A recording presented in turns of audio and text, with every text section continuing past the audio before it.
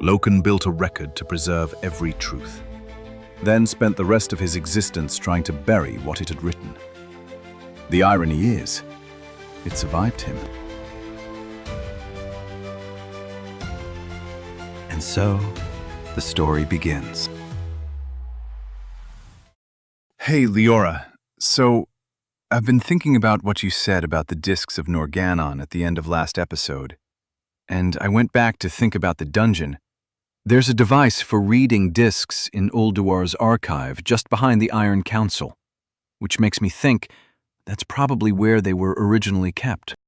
It fits, but there's no direct confirmation the discs of Norgannon were originally stored in that specific location. What we can say is it's a very reasonable inference. And here's the follow-up question. If you've also run Uldaman, you know there's another set of discs in there. So what's going on? How did they get there? And I definitely want to know that. And the answer involves a heist, a keeper's last stand, a fake archive, and Loken doing something so audacious it almost loops back around to impressive. So let's get into it. Okay, first, the discs themselves. Why do they matter so much right now? Because they recorded everything, including Loken's betrayal. The murders, the cover-ups, the framing of Arngrim, the corruption of the Forge of Wills, all of it, inscribed in the discs, just as they were designed to do. Which means they were the single most dangerous object in existence as far as Loken was concerned. He helped build them, and they became the evidence against him. The universe's sense of humor working in full effect. Now, Tyr knew he couldn't just march up to Ulduar with a handful of Titan forged and win a direct fight. Loken had an army. The fortress was sealed. Any frontal assault would be over before it started. So he came up with something else. The distraction. Tyr walked up to the gates of Ulduar, alone, and called Loken out. Just knocked on the door. Essentially. And here's how I imagine that conversation went. Tyr, silver hand gleaming, completely composed, demands that Loken relinquish control of Ulduar for the good of Azeroth, threatens dire consequences if he refuses. Step down, Loken. We can do this the easy way. And Loken, who knows he has an army and sees exactly one keeper standing outside, emerges to deal with this personally. Because why not? What could one keeper possibly do? Tyr, you came alone. How brave of you. And so they argue, loudly. Tyr throws accusations, Loken deflects. It gets heated, exactly as Tyr planned. Because while Loken is standing at the gates, very focused on winning this argument, Arcadis and Irenaia are already inside. Slipping in the back while the front door is making noise. And then, at some point, Tyr does the most dignified version of, I have to go now. The original text says he threatened dire consequences and then left, which I choose to imagine as the most deliberate, slow exit in history. Just turns around, unhurried. We will speak again, Loken. And walks off. While Arcadis and Irenaia are already gone with the discs, and Tyr links up with them outside, and the whole group, them, the peaceful Vrykul who were willing to follow, the surviving Earthen, the mechanomes, starts moving south. Fast. And Loken goes back inside. Goes back inside. Probably feels quite pleased with himself for handling that so efficiently. And then someone goes to check on the archive. Gone.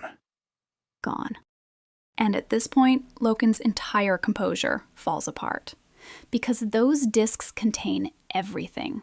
If Tyr presents them to Algalon, or if the Pantheon ever return, it's over. He's finished. He needed those discs back, and he needed it done quickly, and he needed someone capable of stopping Tyr. Which none of his regular forces could do. Tyr carried Agrimar's strength and courage directly. That was his inheritance from the Pantheon.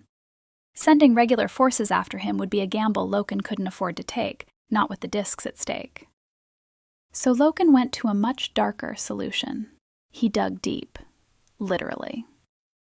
Down into the sealed underground chambers where the Keepers had locked away the most dangerous creatures of the Black Empire. And he looked for the Cathraxi. The big ones.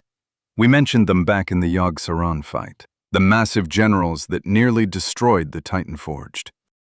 Larger than regular Inraki, stronger. Their dark powers could drive even the Titan Forged to madness. Loken spent what the original text specifically calls considerable effort, just finding and digging out their tombs. 2 of them, Zakaj and Kithix. And they agreed to help him. Readily, because they sensed Yogg-Saron's influence in Loken's mind. The old god's mark was enough. They recognized one of their own, essentially. That is how far gone Loken was by this point. Ancient Cathraxi generals look at him and go, yeah, that's our kind of person. That's the measure of it.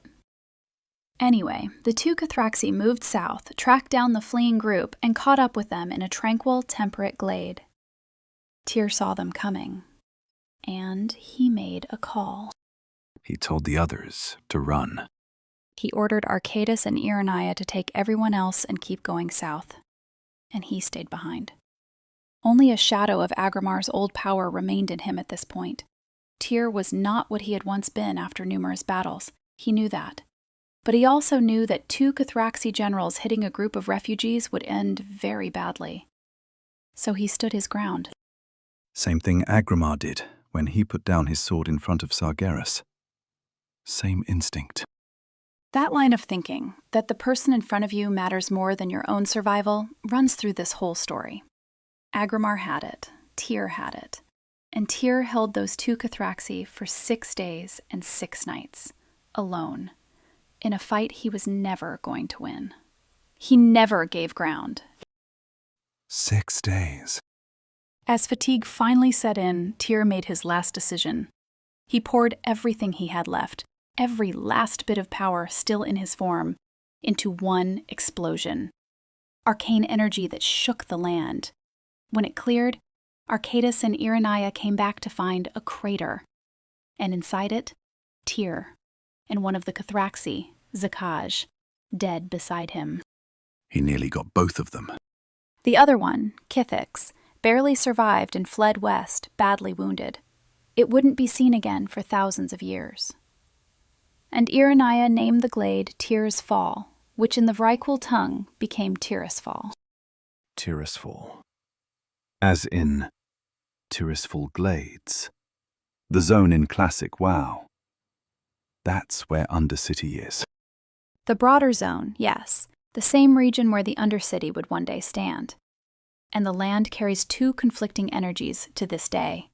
Tyr's spiritual essence still lingering in the earth, and Zakaj's dark aura right beside it. Mortals who would later inhabit the area would feel both. Some would be drawn to one, some to the other. That explains so much about that zone, actually. History leaves marks. The Vrykul who had been traveling with Tyr decided not to continue south. They settled right there, at the glade, to stand vigil over his grave. They placed his silver hand on top of his resting place as a memorial. And they stayed. World-shaping events would happen around them, centuries would pass, and they would keep watch. The original guardians of the Silver Hand's legacy. Very fitting end for the keeper who made it a symbol. Anyway, Arcadis and Irenaia kept moving south with the Earthen and the Mechanomes, carrying the discs of Norgannon with them. And they eventually stopped at a place that was already familiar to Irenaia specifically. Uldaman? Uldaman. And here's something we haven't talked about yet. Uldaman was originally built by Irenaia herself, long before any of this. Early in the Ordering of Azeroth, the Keepers had used the Forge of Wills to create a new generation of Titan Forge servants to help reshape the world. And the results were not what they were hoping for. What came out? Trogs. Big, brutish, stone-skinned creatures with very little going on upstairs. The Keepers had been too ambitious in their first design, and what emerged was essentially a failed prototype. Not evil, just savage. Difficult to work with. The Keepers refined the design, and the next generation became the Earthen. But the Trogs were already out there. What did they do with them? They couldn't bring themselves to destroy them. So Irenaia built Uldaman as a vault, a containment site where the Trogs could be sealed away in stasis. Some of them escaped anyway and wandered off, but most were stored there. If you've run the Uldaman dungeon, you know exactly what I'm describing. They're still in there. They have been in there the whole time. The whole time. Arcadis and Irenaia expanded the site significantly, carved out new chambers, and sealed the discs of Norgannon in the deepest part of the vault. Both of them swore to protect those discs, and the history of Azeroth they contained, for as long as they lived. Okay, so Loken sent two of the most powerful creatures in Azeroth's history after them. Tyr is dead, and the discs are still gone. I genuinely cannot imagine how he took that news. Picture a keeper who has been sitting alone in a sealed fortress, whose entire existence for the past however long has been organized around one goal. Make sure nobody finds out what I did. And now the evidence is not only out there, it's in Uldaman, in the hands of Arcadis and Irenaia, who can seal that vault from the inside anytime they want. This is not a military problem. It's over. The thing he was most afraid of has already happened. All that's left is the consequences. So, with absolutely nowhere left to go, he does the only thing he can think of. He makes a fake. He creates what he calls the Tribunal of Ages, his own archive, his own version of history. Installed it in the Halls of Stone, the other wing of the Ulduar complex. And then he went through and edited the record to his liking, removed his crimes, adjusted events, wrote himself a much cleaner story. How did that go? Well, he finished it. He created an archive. Technically, mission accomplished.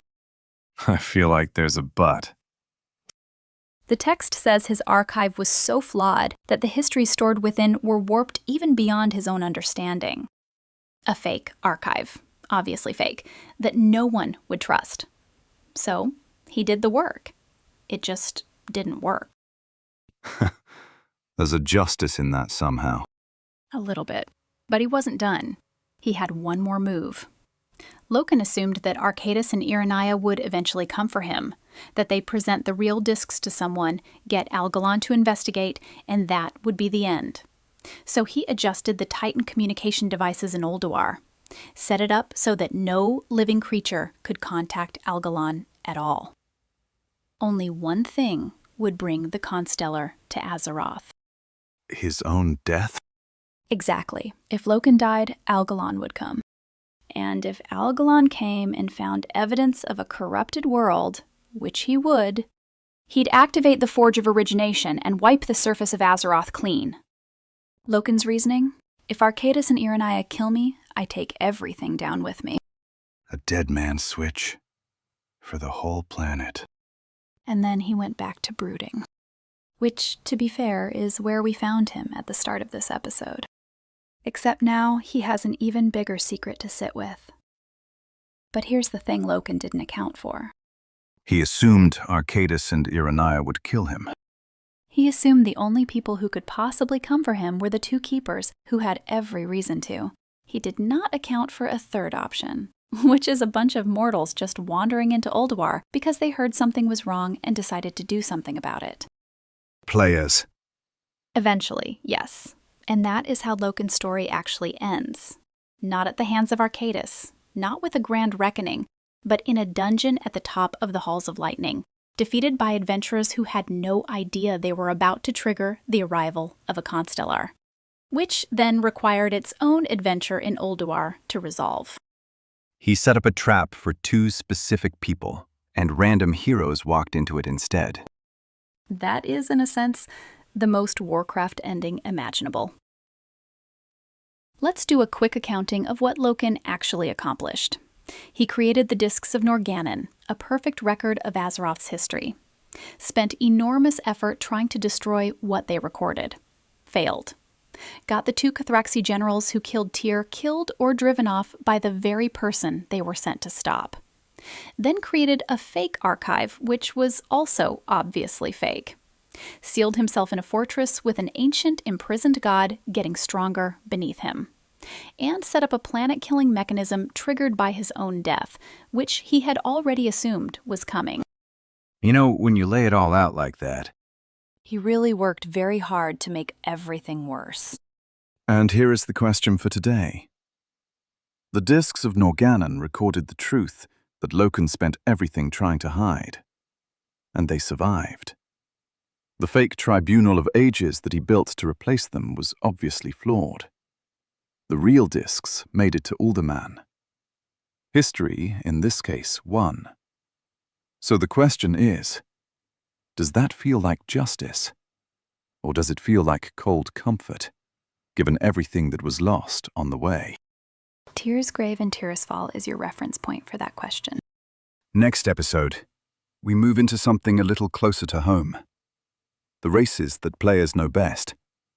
Their stories are just beginning. If you enjoyed this one, subscribe so you don't miss what comes next. If you're learning English, or if some Warcraft terms felt confusing, tap the video link in the top right. Our vocabulary episode explains useful English expressions from today's story, along with the Warcraft terms we mentioned. See you next time. See ya.